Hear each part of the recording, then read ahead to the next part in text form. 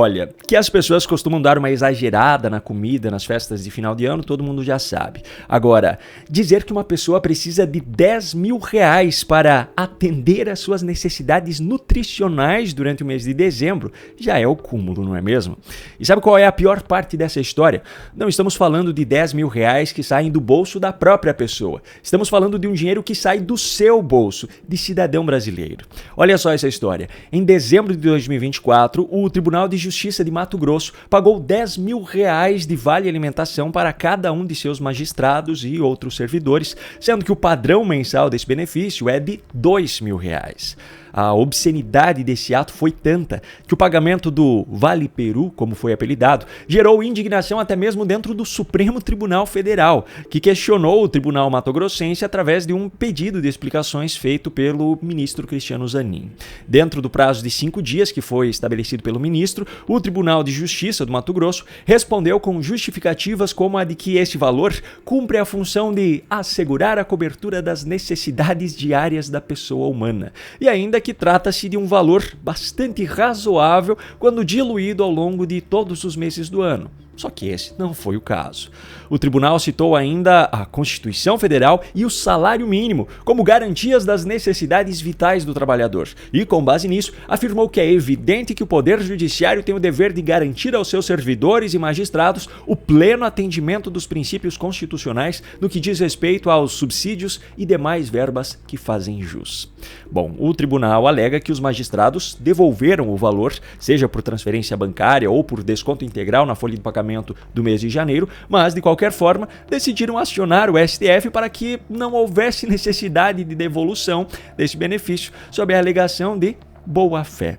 Agora eu pergunto, que confiança o cidadão brasileiro pode ter na justiça se aqueles que teoricamente deveriam ser os garantidores dela no país não demonstram o menor remorso ao esbanjar o dinheiro desse mesmo cidadão? Pois é, só que esse não é o único assunto causador de indignação que eu trago no vídeo de hoje. Os próximos absurdos, como já é de praxe, são um oferecimento do presidente Luiz Inácio Lula da Silva. Na manhã dessa quarta-feira, Lula concedeu uma entrevista ao vivo a uma rádio do Amapá, estado no qual ele deve estar presente nessa quinta-feira. Um dos pontos que me chamou a atenção nessa entrevista foi um daqueles momentos que tem se tornado cada vez mais raros de serem vistos. Lula falando a verdade. Porque o que está em risco no Brasil é o processo democrático. O que está em risco no Brasil é a mentira ganhar da verdade. Você aprendeu desde pequeno. Acho que a tua mãe lhe falou muitas vezes: meu filho, a mentira voa, a verdade engatinha. Então nós estamos vivendo num mundo em que a mentira tem ganhado um espaço extraordinário. De fato, o processo democrático está em risco no Brasil e a mentira tem ganhado um espaço extraordinário.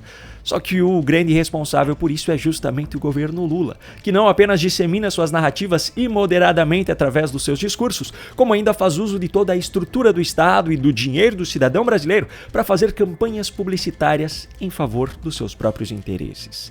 Mas a declaração de Lula, obviamente, não foi uma autocrítica. O objetivo dele com essa história toda era atacar seus adversários aqui no Brasil e também o presidente dos Estados Unidos, Donald Trump.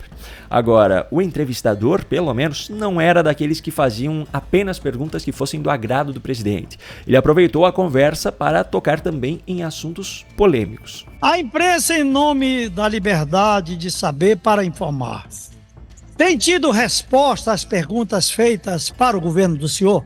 Agora veja a resposta de Lula. Inclusive eu sugiro que você preste atenção na frequência com a qual ele olha para alguém que está ao seu lado. Provavelmente o marqueteiro Sidônio Palmeira, que é o atual responsável pela SECOM.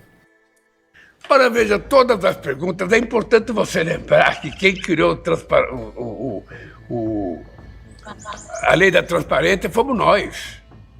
Não foi um outro partido que criou, foi o PT que criou o portal da transparência. Agora a gente tem que separar o que é pergunta séria, o que é pergunta, informativa e o que é molecagem. Então aquilo que é irresponsável, a gente não vai dar bola para aquilo. Agora aquilo que é responsável, a gente tem obrigação, porque foi para isso que nós criamos a lei. Ou seja, se a informação solicitada pela imprensa é conveniente para o governo, eles chamam de pergunta séria. Se a informação solicitada não é conveniente para o governo, eles dizem que é molecagem. para que o sigilo imposto não pareça falta de transparência. Só que o ponto mais polêmico e que gerou maior repercussão dessa entrevista ainda foi outro. Ao ser questionado sobre o desejo de explorar petróleo no Amapá, Lula fez um ataque ao IBAMA em sua resposta. Não é que eu vou mandar explorar, eu quero que ele seja explorado. Agora, antes de explorar, nós temos que pesquisar.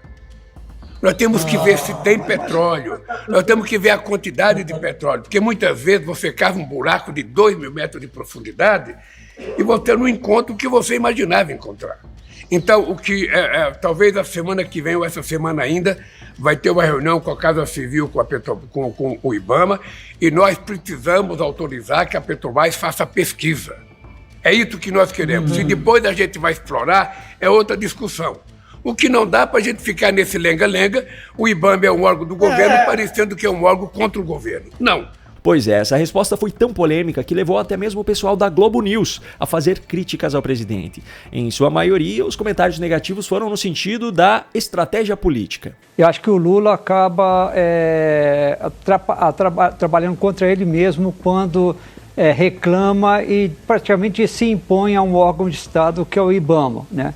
Ele sempre reclama de ministros que levam para o público discussões que deveriam estar dentro do governo.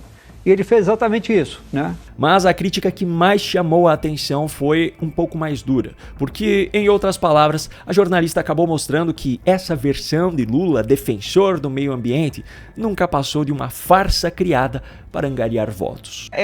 Para mim, é uma declaração em que Lula rasga a fantasia, e nada que a gente não conhecesse, viu, lá do exatamente governo Lula 2. Mas Lula nunca escondeu que ele quer exploração de petróleo. Ele sempre fez a maior festa em relação à Petrobras, ao pré-sal nos seus governos anteriores. Então, o que acontece agora é que ele está apenas escancarando como ele pensa. Então, o que eu vejo de movimento político também hoje, e que esse ataque ao IBAMA, na verdade, esconde uma insatisfação com o Ministério do Meio Ambiente. Pois é, no fim das contas, essa é apenas mais uma confirmação daquilo que Lula disse nessa mesma entrevista. Então, nós estamos vivendo num mundo em que a mentira tem ganhado um espaço extraordinário. A questão agora é, quando é que esse teatro todo terá fim para que a verdade volte a prevalecer nesse país? A você que assistiu até aqui, um grande abraço e até a próxima.